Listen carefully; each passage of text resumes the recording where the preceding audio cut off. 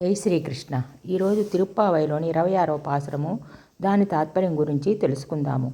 ఈ పాసురంలో గోదాదేవి ఆమె చెలికెత్తులందరూ కలిసి భగవంతుని వ్రత సాధనముకు కావలసిన పరికరములన్నింటినీ ఇవ్వమని ప్రార్థిస్తూ ఉన్నారు. ఈ పాసురము దాని తాత్పర్యం గురించి ఇప్పుడు మనం తెలుసుకుందాం.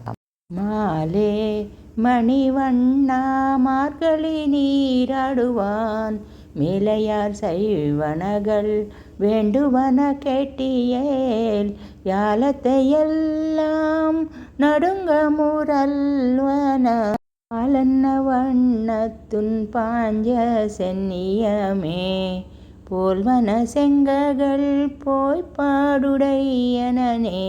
சால பெரும் பறையே பல்லாண்டி சைப்பாரே கோல விளக்கே கொடியே వితానమే అలినిలయ్యామరుందేలో రెంబవాయ్. ఈ పాసురం యొక్క తాత్పర్యం గురించి ఇప్పుడు తెలుసుకుందాము. గోదాదేవి శ్రీకృష్ణుడితో ఈ విధంగా చెబుతూ ఉన్నది.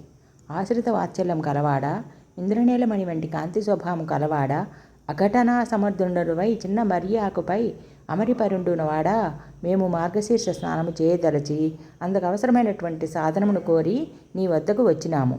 ఆ స్నాన వ్రతమును మా పూర్వులైన శిష్టాచార సంపన్నులు చేసినారు. నీవు వినదలచినచో ఆ వ్రతమునకు కావలసిన పరికరములను నీకు విన్నవించదము.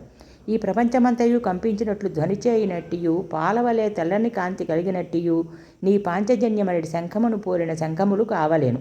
విశాలము చాలా పెద్దది అగు పర అను సాధ్యము కావలేను. మంగళగానము చేయు భాగవతులు కావలేను. మంగళ దీపములు కావలేను. ధ్వజములు మేలుకట్లు కావలేను. ఈ సాధనమాలను దయతో సమకూర్చుము అని గోపికలు శ్రీకృష్ణుని ప్రార్థించిరి. ఆండాల్ తిరువడిగడే శరణం. జై శ్రీకృష్ణ.